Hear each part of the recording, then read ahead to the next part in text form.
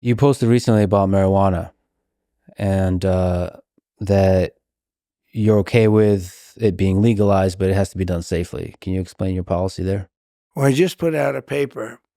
And first of all, medical marijuana has been amazing.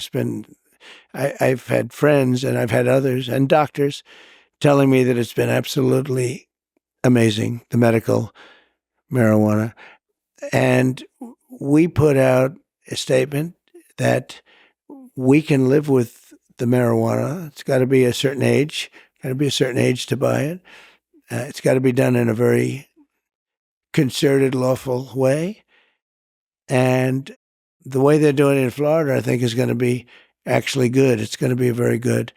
But it's got to be done in a good way. It's got to be done in a clean way. You go into some of these places, like in New York, it smells all marijuana.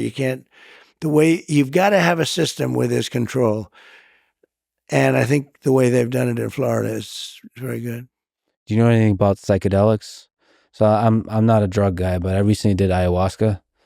Yeah. And there's a lot of people that speak to sort of the health benefits and the spiritual benefits of these different psychedelics.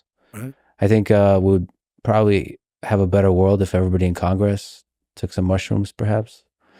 Now I know you stay away from all of that stuff.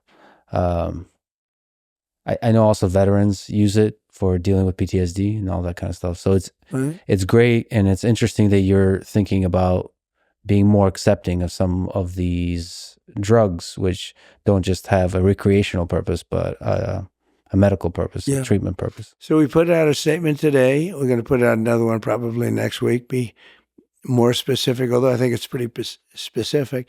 And we'll see how that all goes. That's a referendum coming up in some states, but it's coming up, and we'll see how it does. I will say it's been very hard to beat it.